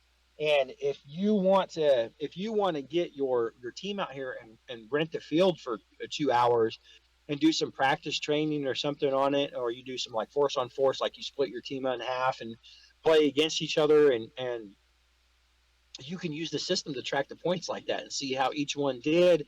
And you can kind of see too. It can help you track where some squaddies are lacking, or they need some work, and because they're not really aggressive. I'm definitely not on the aggressive side of it, but it's really up to you, whatever you want to use it for. Mm-hmm. I'm just saying that the opportunity to do it is there now. I Right. mean, when people come in and they ask me, what is the skirmish system? And I say, you ever played laser tag? And they're like, yeah. I was like, you know how it like tracks your points and your scores and all this other stuff? And they're like, yeah. This is the laser tag equivalent for airsoft. Yep. And That's it. and if Brandon gets mad at me for saying that or whatever, he uh he feels a special kind of way about the system, because like I said, he did this at Balahack, and he designed this system. He honestly designed this system for Milsim events. Yep. He really did. Yep. And that's where, like, if you really want to see this system shine, that's where it would shine. Absolutely. But as far as like implementing it into your daily field, I do it with 3 fields. Dude, I I love it. have it's and so it can be done. And um, he did an event up here um, at the Rock Airsoft, um, the Mandalorian. Yep. They did a Star Wars themed event there. Um, and I was up there. Brandon and I were both there for that event. Oh, you were there for Um, that? yeah, yeah. No, I went with Brandon. Originally, it was just going to be me, to because Brandon he lives up north and he wanted somebody local, because I think this was the first time Yeah. that he was sending the skirmish system out on a lease for an event. So Right. he wanted somebody there that somewhat knew this. Now, like, I don't know the inner workings. Like, he showed me No, but you how know how to some of the set it best up. system stuff. Yeah, if there's a problem with the box, unless it's like if it's Right. a hardware problem, I can fix it. And if it's a software issue, I could pull him up on the phone and say, "Hey, Brandon, um, box DB96 is on, but we're not Yeah. getting a signal. It's not communicating with the controller. What's going on?" So anyway, he wanted me to go up there and Sure. go help him out. And so I went up there, but I ended up going up there and taking a bunch of retail stuff and everything, and kind of setting up to sell because a retailer that was supposed to come down and do that kind of fell through Mm-hmm. last minute, and um, so Brandon ended up flying down for the weekend and doing the Star Wars event with me, Gotcha. and huge success. As a matter of fact, I do believe that they are going to be using the system again on their next event. Yeah, they are. So so massive. So just right there, they were wondering about it. They were curious how they could implement it into the system. I would love. I haven't spoke with the. I can't even remember his name, and I feel horrible about it now. What, six Uh, millimeter yeah, Mandalorian? 6 millimeter Mandalorian, but Yeah, I I had can't him on the remember his name. podcast. Yeah. But I would love to speak with him post game because I had to hurry up and get out of there and come down here and run the field because I took a day off on Saturday to go do that, but Sunday I didn't. It was just me and my wife running the field, so I had to be back down here. And it's not very far away from me. It was only like an hour and a half away, but or 2 hours, about 2 hours away. But anyway, Okay.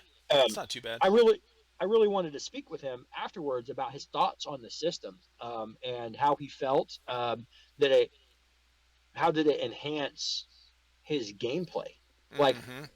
that would be amazing. And I'm gonna reach out to Brandon too after this and ask him if he's talked to it. Like do like a post event interview After with him action report. after. Yeah. Yeah, there you go. After action report, say so. You use the skirmish system. You've ran these events before.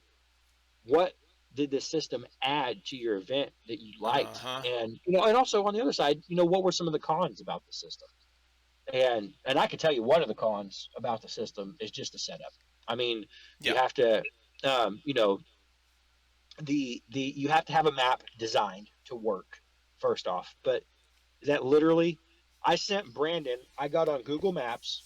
I took a screenshot of my field for the woods, Yeah. drew the boundaries. I put it on my phone, drew the boundaries with pen, and drew some lines and stuff in there. Sent him the picture, and he turned it into the map and put the boundaries on it. So it's not a massive con. Um, another downside is going and setting the boxes up in that location. Right. Um, but that's also another great thing about that system. Um, Especially when you use it on a field all the time, players get used to that box being in a certain area. And that's the great thing about it. It runs on batteries. And as long as you stay within the Mm-hmm. boundaries of that area, you can move that box around inside that. So it's not monotonous. They run Right. in there and it's used to they're used to it being on this wall. They go in and they clear it out and they go, oh crap, the box isn't there. And then now all of a sudden their whole plan is just foo bar, Oh and now no, they we got got to to look figure for out it. where the box.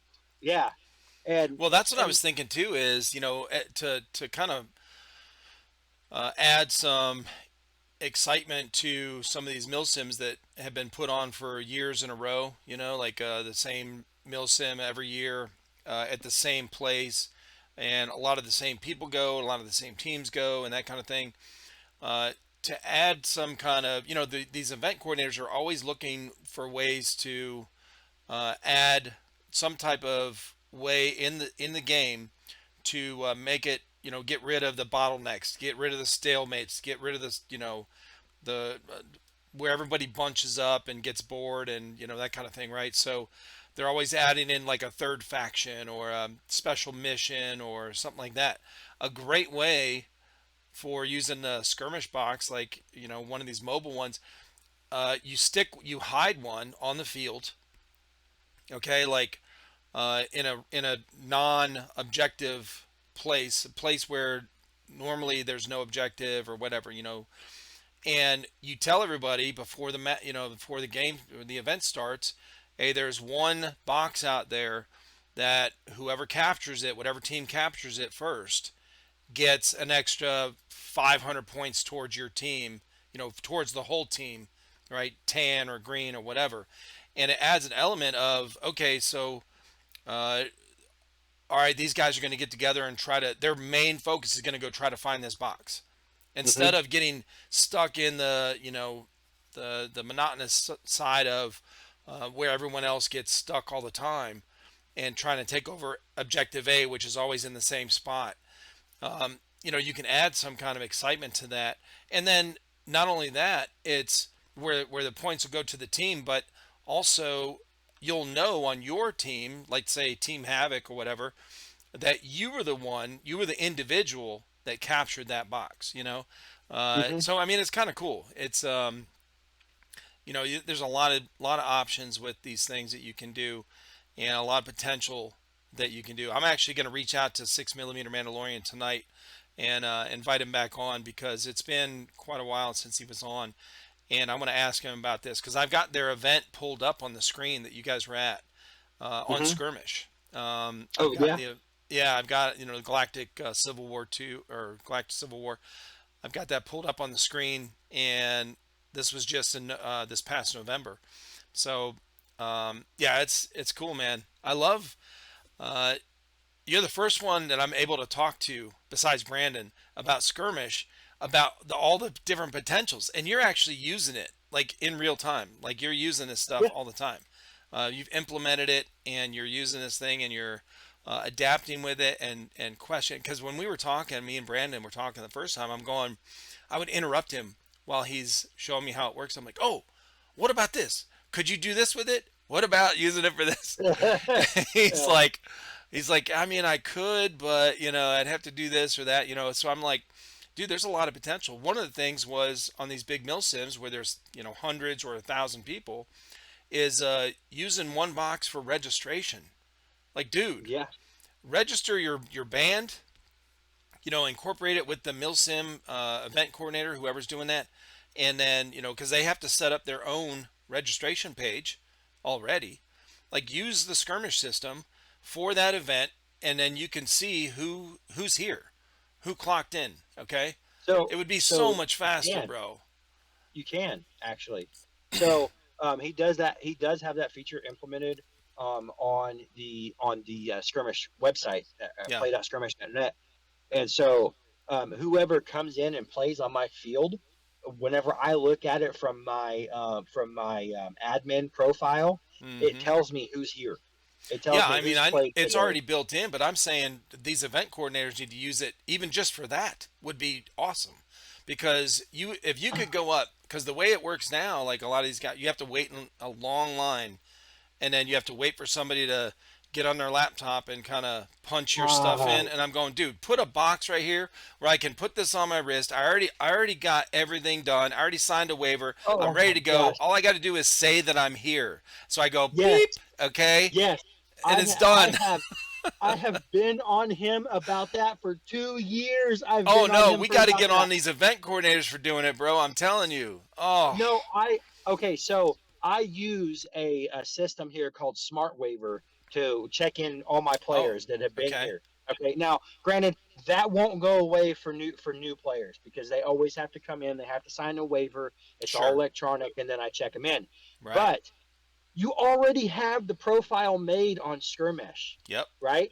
So I've been trying to get him to implement a way for me to be able to put a box up at the counter, so and I can put it, link it to it, so when somebody comes in, they just, one, I don't have to ask them if they have their skirmish band. They just walk up, they scan their band in, it pulls their profile up. I have all of their information. I can have a waiver attached to it. If they want to have any, I used to do money on accounts here. So like when parents would come drop their kids off or whatever, they would just say, "Hey, can I put $20 on their account oh nice, and for snacks or concessions or whatever?" And sure, I'm like, "Yeah," and then I would put it on there. I think that was through an app called Easy Facility.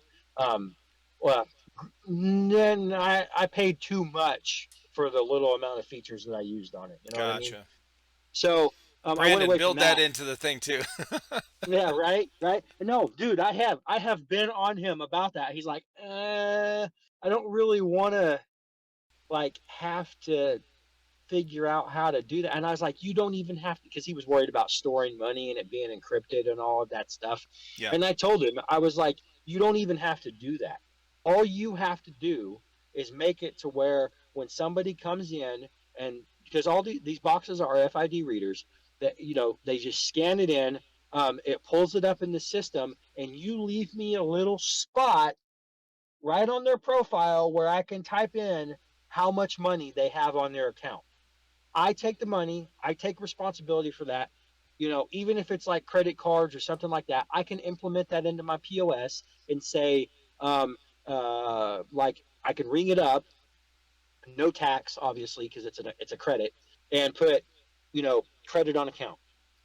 And Right. Like it would just be an added, almost like a note on their thing where basically, you're yeah, just putting basically, a basic number in. Okay. Brandon, you better watch this podcast. I'm going to send it to you after it's done, and you better get this implemented. Ah, Oh, dude, we're gonna throw so much at him. He's gonna be like, "Oh, he's going to come be like, on." "Oh my god!"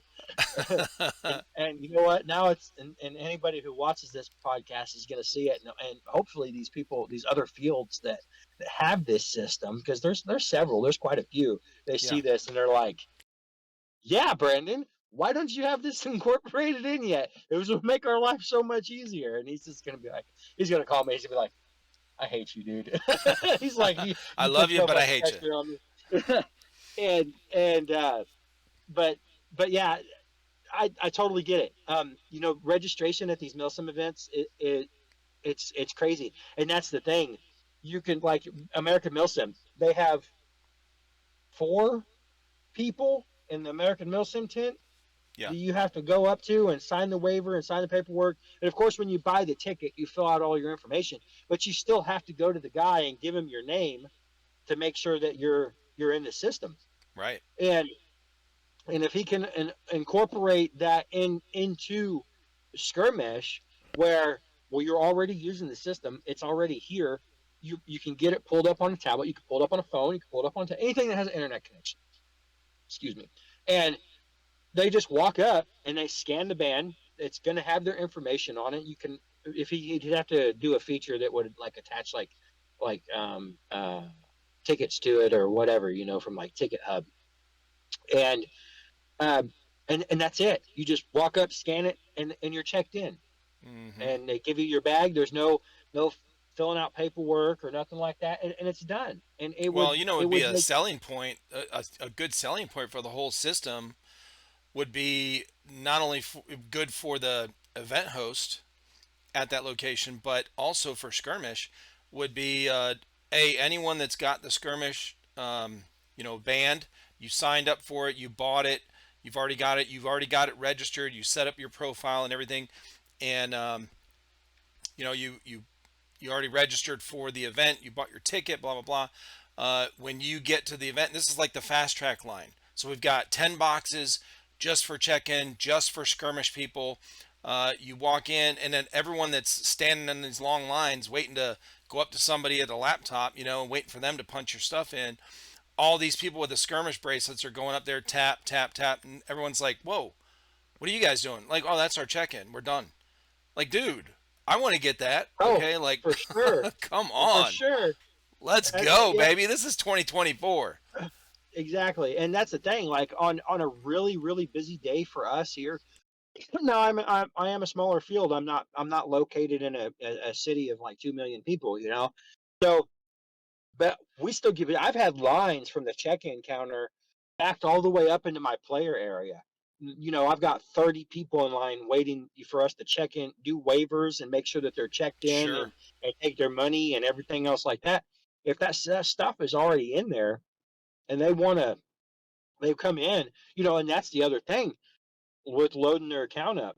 You know, if they come in and they just scan in and they put $50 on their account last time they were there, it's not going anywhere. And so they scan in, and now that's it. They're done. Their waiver's already checked in. They don't have. I know they don't have to watch a safety video. They have their skirmish band, and they have their account with money on it, and I could just, you know, deduct the money from it, and they're good to go. No waiting in a long line. Yep. So Yeah, this you're 100% on point with that. Like, there's a lot of that's one of potential, man. I know we've been talking about the skirmish thing for a while, and I love talking about it. Uh, I'm just I really do, man. I want to see the potential. I want to see what these bigger events or whatever. Now I know the one you guys went to, the Galactic Civil War. I believe he was telling me that was with the basic bands, so it wasn't individual.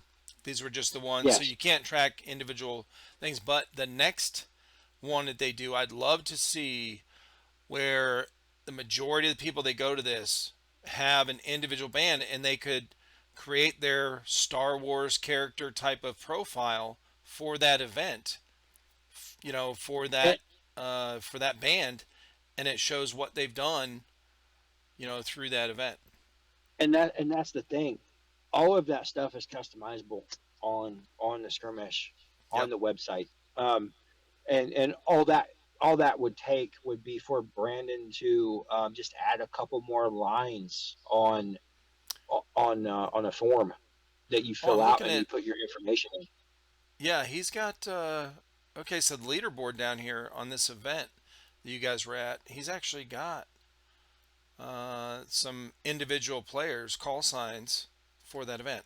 I'll have to, I'm really, I'm definitely going to reach out to Mandalorian and get him on here again and talk about this event and how the experience was. But yeah, from what Brandon said, what you said, it sounds like it went awesome. So it's been pretty cool. I know that he was pretty excited about it. Like I said, the only con to the system, especially if you're working on a very large facility, would be setting up all the Yeah, it's boxes. set it up. But if you're already in that setting, like let's just ball hack or arsenal or whatever we're talking like 100 or 200 acre playing fields. Hmm. You're already going to have a gator or a four-wheeler or Yeah, some type of UTV, and you just on all of our boxes, well, just like on the skull here, for example, you know they have numbers on them. You can't hardly see it on the camera, but there's numbers on here, and then I right. have a map. I have a map of my field layouts with the numbers of the boxes on there. And then on the boxes, I have their locations, which are locations on the map. So you just Hmm. load them up in a gator or a razor, whatever you have, and you just drive to each one of these locations and set the box up, flip the switch on, Yep, and that's it. that's it. You know, Done for the weekend. and yep. And now again, the other downside is tear down. You do have to go and Sure. pull all the boxes down every night and turn them off and charge the batteries. Um, but I've been experimenting with different battery um, sizes Yeah. and seeing which one lasts the longest. And Hmm. right now, my boxes that go out into my woods field, Yeah. um, they will last 3 days. I've accidentally left one of the boxes out there on and in red spawn, which is the farthest away from me. I left it on, left it outside for 3 days, and brought it back in, and the battery was still good. So Nice. it's just it's just a matter of experimentation with them, Right. and I do think he was doing some tests at his house for range between each box, Hmm. and I think the maximum range he told me was 300 yards Yeah. between each box. Um, but if you start spanning location, if you start spanning larger areas than that, these boxes are repeaters, so you can just literally bring another box out and just set it up somewhere like Yeah. in the middle of a field or whatever, um, and it doesn't have to be an objective control point. No, It can it's just just it's just a communication repeater. box. Yeah. Yeah, and later, if you want it to become an objective control point, you literally just log into the system and change its settings, and now all of a sudden, it's a I don't know, collection point or bomb Yeah. or whatever you want it to There you be. go. You know, so yeah, Well, it's listen, it Kyle, really.